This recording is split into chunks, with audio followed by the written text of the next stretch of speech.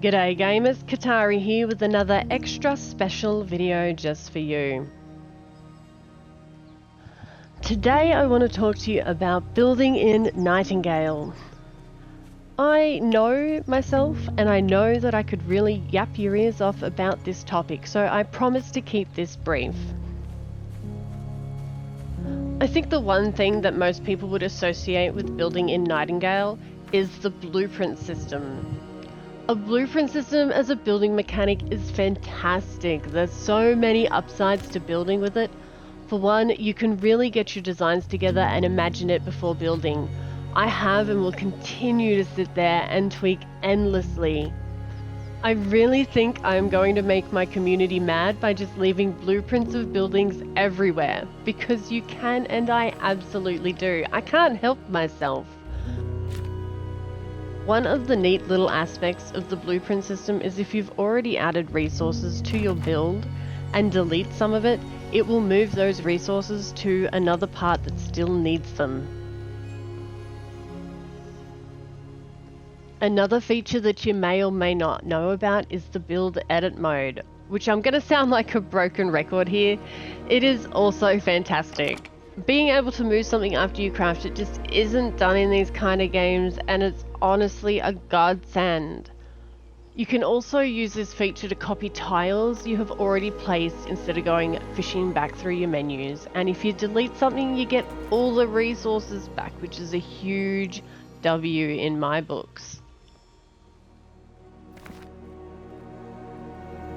So now that we are acquainted with the two build features of Nightingale, let's get into the awesome stuff.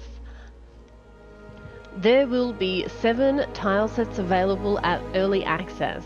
Some of these you will get pretty early on, the rest of them are a tiny bit of a grind.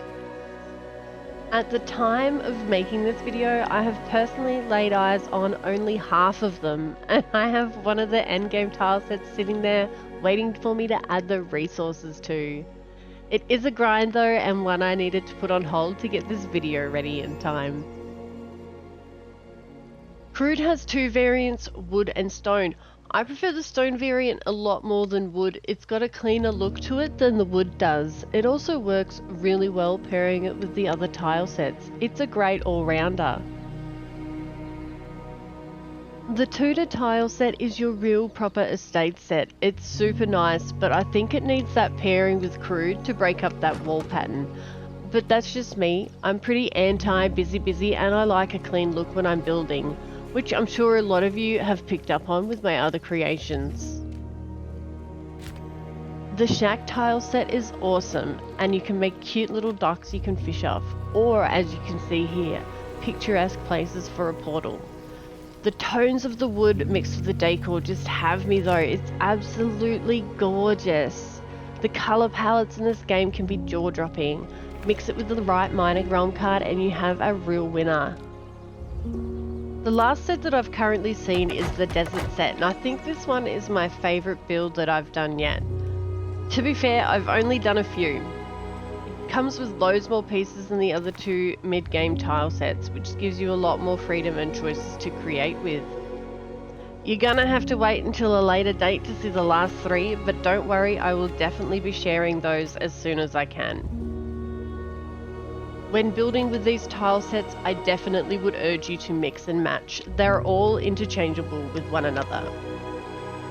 Just know that sometimes it doesn't quite work out, but don't be scared to try new things and see what works and what doesn't. You might surprise yourself. You don't need to be out here building giant mansions just yet. You do need a chunk of space though for all the crafting benches. It's fine though, the crafting benches look amazing and can really tie a space together. There's a couple I like to place next to each other to give a whole new look. And the progression of bench upgrades is done so well, you can get a real sense of advancement just from each bench looking much better than the last. Additionally to the benches you've got augments, and there's so many of them, but you don't need all of them. At this current stage of the game, I have unlocked 37 different augments. The augments make fantastic decorations though, so if you are like me and love to look like a pack rat, then be prepared to put them everywhere. Fill those voids. And to add to the decor, you've also got all of the furniture. This includes things like beds, tables, chairs, shelves, pots, and it really all just ties in together beautifully. Lastly, you've got lighting, and there is a myriad of lighting sources that you can add to your builds. You've got chandeliers, sconces, lampposts, even little candles or candlesticks. And since the game is made in Unreal Engine 5, you just know that the lighting in the game is stunning. As for my hopes and dreams with the building system in Nightingale, I think at the top of my list is probably a creative mode. As you all know, I like to pump out those videos, and it makes it very difficult to do that in a timely manner when the grind is so real. But more realistically, I would just be happy with extra tile sets, extra furniture, extra decorations, and maybe a little bit more of a relaxed support system.